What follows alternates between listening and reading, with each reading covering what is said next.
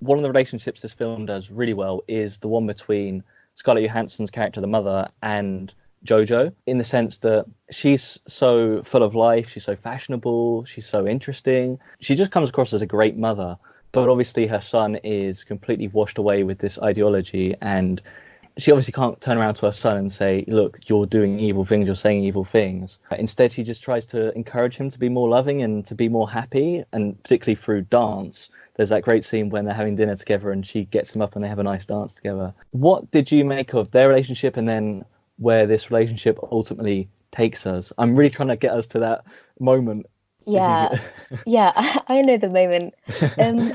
I had like teared up slightly at little moments just because it is so an emotional film at times. I love their relationship. I thought it was so beautiful. And again, kind of compared to this kind of saturated vibe and everything that was going on, it was just so beautiful.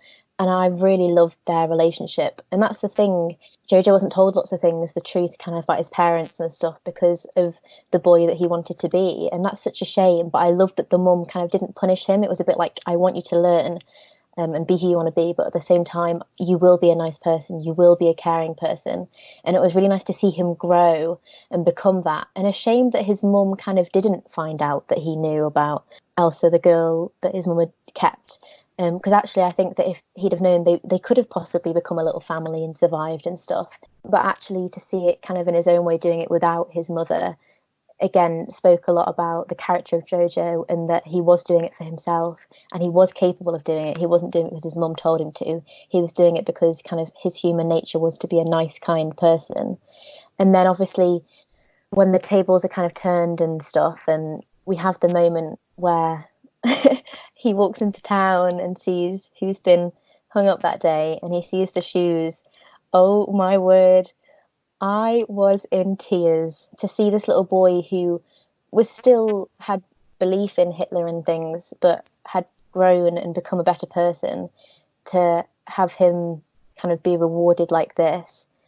A bit ironic, really, that actually, if at the start of this film, if he'd have been asked what should happen to people who help Jews, he possibly would have said they should die. And that's what happened inevitably, which is such an awful shame.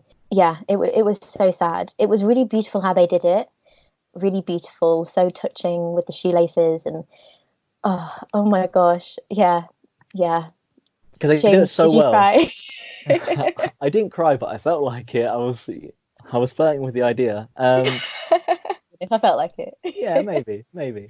I thought they did such a great job of just showing us those shoes and kind of getting the image of the shoes in our head in quite a subtle way. There was like that. There's that scene where I think they're fishing together or they're by the water together, and then when they're walking back and she's on the ledge, and we get these very prominent close-ups of the shoes, and I'm like, that's got to be important, but no way did I see it was going to end up this way. And it's just so clever the way the camera leads you, and we're following him, and we don't know what this horror that he's witnessed is yet, but then we get to the shoes, and bang, one of my favorite kind of emotional moments of recent memory. I just thought it was so beautifully done.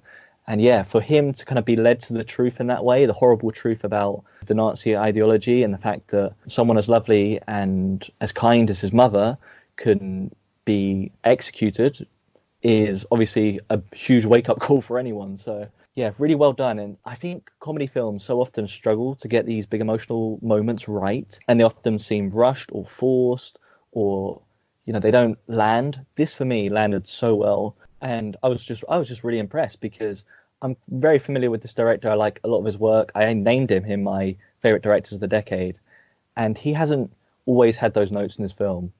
But this is definitely his most serious film in a way, which sounds crazy to say that when it's a film about like a kid who talks to an imaginary friend Hitler. But it is incredibly serious, and I think it's such a good way of introducing people who may kind of shy away from serious historical films to confront the harsh realities of what humankind is capable of when they have horrible ideas in their head.